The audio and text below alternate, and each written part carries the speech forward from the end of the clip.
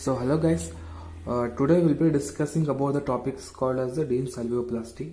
So this is a topic which is present in the pre-prosthetic surgeries part. So yeah, today we'll be discussing about this. So now what are the indications of this alveoplasty, right? Now Dean's, he is the scientist who had given the term the alveoplasty, right? So this alveoplasty is done only in the maxilla, and we are going to do this only in the labial cortical plate. Okay, we are going to osteotomy. We are going to do, so we do in this over the labial cortical plate, but not the lingual plate. Okay, so in the lingual plate, if you do, we have a modification which is called as the obsvigus modification. Okay, so what are the indications of the Dean's alveoplasty? First thing, we have the immediate extraction. Immediately after the extraction, anterior teeth, okay, from one canine to other canine, right? So in that time, or if the person who is going to have proclined anterior maxilla or class 2 malocclusion, severe proclination if it is there, then if it is not corrected by any kind of orthodontic treatment, then we are going to go for what? Dean's alveoplasty, right? If there is any kind of labial undercuts or the buccal undercuts which is present in the anterior maxilla, so then we go for Dean's alveoplasty. Okay, now what we are going to do in this procedure?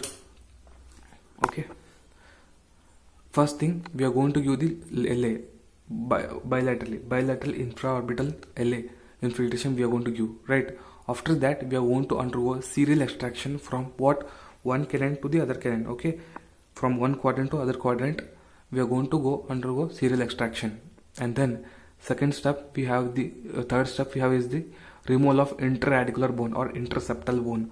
So we have a bone here, right? So those bone which is present in between the sockets, right? We are going to remove this bone. Okay, if we remove this bone, what is going to happen? Suppose if we have removed this bone, right, these sockets which are present over here, they are going to merge and a shallow groove is going to form here, right? So now this is a canine cavity and this is a canine cavity, so canine socket. Okay, now a shallow groove will be formed here. Now after this, removal of the interradicular bone, preparation of vertical stop cut. So this is a benchmark or the very important step in this process. What we do is that we are going to prepare a vertical stop cut by using some ronger, chisel or mallet and even rotary instrument over the labial cortical plates of the distal portion of canine. Okay, over here, but not touching the lingual plate. Okay, if you have to touch the lingual plate, we have other modification which is called as the obsvigar modification. So this is the modification which is used only when there is severe proclination of the teeth, which is class 2 or class 3. All right, so in that, not class 3, only class 2 division 3, in that we are going to use the obsvigar modification. We are going to break all the buccal cortical plate and lingual cortical plate. That vertical stop cut will be given by use of rongers or chisel and mallet or using rotary instrument. Okay, and then what we are going to do is that we are going to do infracture the labial cortical plate. It means infracture means we are going to put finger pressure over the labial surface. Okay, what happens is that if you are going to compress this maxilla, okay, however the teeth have been gone and the interradicular bone or the interseptal bone which is present here, so this is also gone, right? What is going to happen? The labial plate, it breaks. Okay, it breaks and it comes deep to the maxilla, right? So whatever the severe proclination it is there, so this will be reduced. Okay, so this labial cortical plate, it will be break here. So this is what kind of it becomes reduced. Okay, like this.